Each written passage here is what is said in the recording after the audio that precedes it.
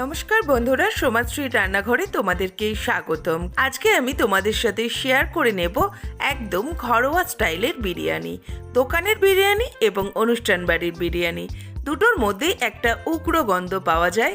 তার জন্য অনেকেই বিরিয়ানি খেতে পারে না এবং ভালোবাসে না, বা অনেকের ইচ্ছা থাকলেও বিরিয়ানির উগ্র গন্ধের জন্য বিরিয়ানি খেতে পারে না। তার জন্যই আমি সবার কথা চিন্তা করে একদম সহজ পদ্ধতিতে ঘরোয়া বিরিয়ানির রেসিপি শেয়ার করে নেব তোমাদের সাথে। আশা করি তোমাদের ভালো লাগবে। তো চলো বন্ধুরা, রান্নাটা শুরু করা যাক। সর্বপ্রথম আমি এখানে চিকেনগুলোকে ভালোভাবে ধুয়ে পরিষ্কার করে নিয়েছি। এখানে দুটো ড্রামস্টিক বাদে আমি সব কটা চিকেনকেই ছোট ছোট টুকরো করে নিয়েছি। তোমরা যদি চাও এখানে বড় বড় টুকরো বিরিয়ানিতে ব্যবহার করতে পারো। এরপর এখানে আমি 250 গ্রাম টক দইকে সামান্য লবণ এবং সামান্য চিনি দিয়ে ভালোভাবে ফেটিয়ে নেব। তারপর চিকেনে অ্যাড করে দেব। তারপর এখানে আমি 2 চামচ পরিমাণে রসুন বাটা দিয়ে নেব। আমি একটা বড় সাইজের রসুনকে ভালোভাবে মিহি করে পেস্ট করে নিয়েছি, সেই রসুন বাটাটা আমি দিয়ে নিলাম। এরপর এখানে আমি 2 চামচ পরিমাণে আদা বাটা দিয়ে নেব। এরপর এখানে আমি দুটো বড় সাইজের পেঁয়াজকে বেটে নিয়েছি, সেই পেঁয়াজ বাটাটা দিয়ে নিলাম। তারপর এখানে আমি 1 চামচ পরিমাণে লবণ দিচ্ছি, তোমরা তোমাদের স্বাদ অনুযায়ী দেবে। তারপর এখানে 1 চামচ দিয়ে নিলাম হলুদ গুঁড়ো, দিয়ে নেব 2 টেবিল চামচ পরিমাণে জিরে গুঁড়ো। এরপর দিয়ে নেব 2 টেবিল চামচ পরিমাণে ধনে গুঁড়ো। তারপর এখানে আমি দিয়ে নেব কাশ্মীরি লঙ্কার গুঁড়ো। আমি এখানে রঙের জন্য কাশ্মীরি লঙ্কার গুঁড়ো ব্যবহার করেছি। তোমরা যদি ঝাল খাও তাহলে কাঁচা লঙ্কা বাটা অথবা লঙ্কার গুঁড়ো ব্যবহার করতে পারো। এরপর আমি এর মধ্যে সামান্য একটু তেল দিয়ে নিলাম। এরপর মাংসটাকে ভালোভাবে আমি হাত দিয়ে মেখে নেব।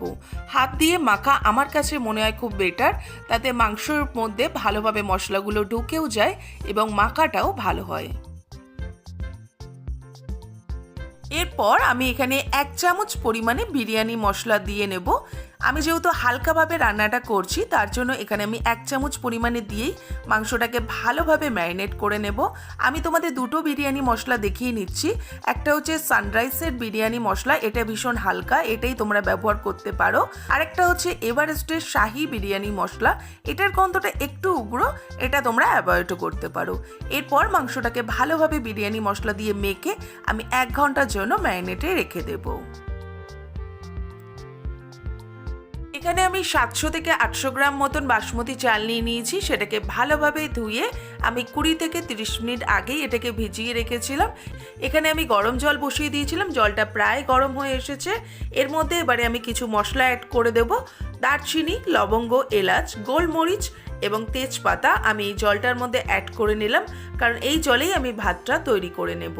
এরপরে এর মধ্যে আমি 1 চামচ পরিমাণে লবণ দিয়ে নিলাম, তাতে ভাতের স্বাদটা ব্যালেন্স করবে। এরপর এখানে আমি 1 চামচ পরিমাণে ঘি ব্যবহার করে নেব। তোমরা ঘিয়ের সাদা তেলও ব্যবহার করতে পারো, তাতে ভাতগুলো খুব ঝরঝরে থাকবে। এরপর এটাকে আমি ভালোভাবে জলের সাথে মিশিয়ে নেব। তারপর যে ভিজিয়ে রাখা চালগুলো রয়েছে সেগুলো আস্তে আস্তে হাতায় করে এই জলের মধ্যে দিয়ে নেব।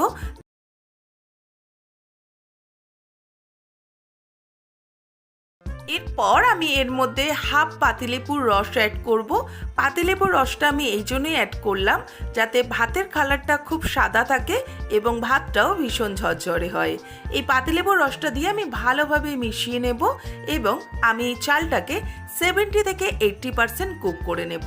তো দেখো আমার চালটা কিন্তু একদম 70% কুক হয়ে গিয়েছে। এরপর আমি দেখো জল ঝরিয়ে নিয়েছি। ভাতের কালারটা কতটা সাদা হয়েছে এবং ঝরঝরে হয়েছে তোমরা দেখতেই পাচ্ছ।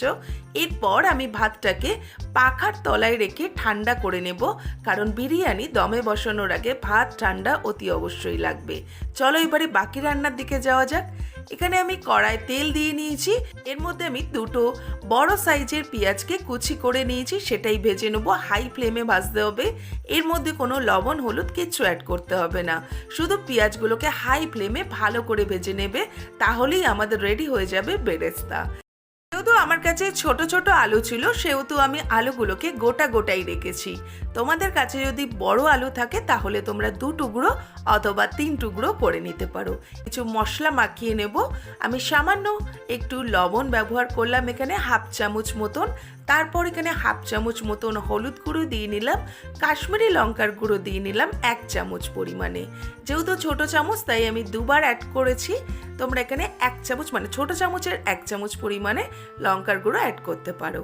আমি যেহেতু আলুগুলো সেদ্ধ করব না, ভেজে নেব, তাই আমাকে ছাঁকা তেলে আলুগুলো ভাজতে হবে। তার জন্য আমি মশলাগুলো ভালো করে মাখিয়ে নিয়েছি। এরপর এই তেলের মধ্যে আমি একে একে আলুগুলোকে বেশ ভালো করে ভেজে নেব। আমার আলুগুলো একদম ভাজা হয়ে গিয়েছে। এরপর আমি তেল ঝরিয়ে আলুগুলো তুলে নেব। এরপর এই একই তেলের মধ্যে আমি সামান্য একটু দারচিনি, লবঙ্গ, এলাচ থেতো করে দিয়ে নিলাম, আর দিয়ে নিলাম একটা তেজপাতা। এটাকে আমি ভালোভাবে নাড়িয়ে নেব যতক্ষণ না এর থেকে একটা মিষ্টি গন্ধ বার হয় ততক্ষণ পর্যন্ত। এই মাংসটাকে আমি পুরোটা কড়ার মধ্যে দিয়ে নেব এবং লো টু মিডিয়াম ফ্লেমে আমি ভালো করে কষিয়ে নেব। 20 মিনিট পর ফিরে আসলাম। দেখো মাংসটা থেকে কতটা জল ছেড়েছে। এখানে কিন্তু আমি কোনো জল অ্যাড করিনি, মাংসটা আমার প্রায় কষা হয়ে গিয়েছে। তার মধ্যে আমি দিয়ে নিলাম সানরাইজের শাহি গরম মশলা। এটাকে এবারে আমি ভালোভাবে মাংসের সাথে মিশিয়ে নেব। মাংসটা আমার প্রায় রেডি হয়ে এসেছে এবং মাংসটা গলেও গিয়েছে। এর মধ্যে আমি এবারে দিয়ে নেব হাফ চামচ পরিমাণে কেওড়া জল এবং হাফ চামচ পরিমাণে গোলাপ জল, এবং আরও 10 মিনিট এটাকে কুক করে নেব। এরপর এখানে আমি একটি বাটির মধ্যে হাফ কাপ পরিমাণে দুধ নিয়ে নিয়েছি, তার মধ্যে কিছুটা কেশর ভিজিয়ে নিলাম। মাংসটা একদম আমার রেডি হয়ে গিয়েছে। আমি 3 চামচ পরিমাণে ঘি ভালোভাবে লাগিয়ে নিলাম। আমি সর্বপ্রথম ভাতের লেয়ারটা দিয়ে নেব। এই লেয়ারটা কিন্তু বেশি মোটাও হবে না এবং বেশি পাতলাও হবে না, একটা মিডিয়াম লেয়ার দিতে হবে। পর আমি একে একে আলুগুলো সাজিয়ে নেব।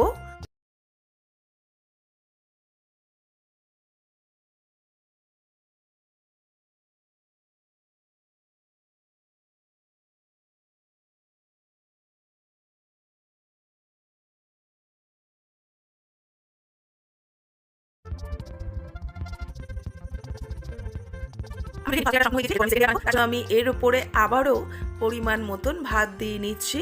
ভাতের লেয়ারটা মনে রাখবে, খুব বেশি মোটাও করবে না আবার খুব বেশি পাতলাও করবে না। আমি এখানে পরিমাণ মতন ভাত দিয়ে লেয়ারটা বানিয়ে নিলাম। তারপর একই পদ্ধতিতে আমি ডিম, আলু, বেরেস্তা, ঘি, বিরিয়ানি মশলা সমস্তটা পরপর সাজিয়ে নেব।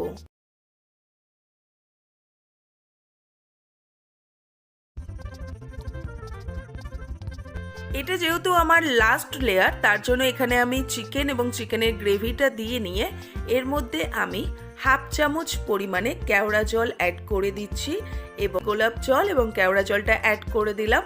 তারপর এখানে আমি 2 ফোঁটা মিঠা আতর দিয়ে নেব। এরপর আমি একটা সুন্দর ভাতের লেয়ার দিয়ে নেব।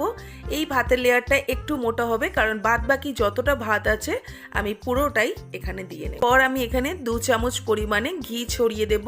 আমি ঘিয়ের পরিমাণটা রান্নায় একটু কমই ব্যবহার করেছি, তোমরা চাইলে এর থেকে বেশিও ব্যবহার করতে পারো।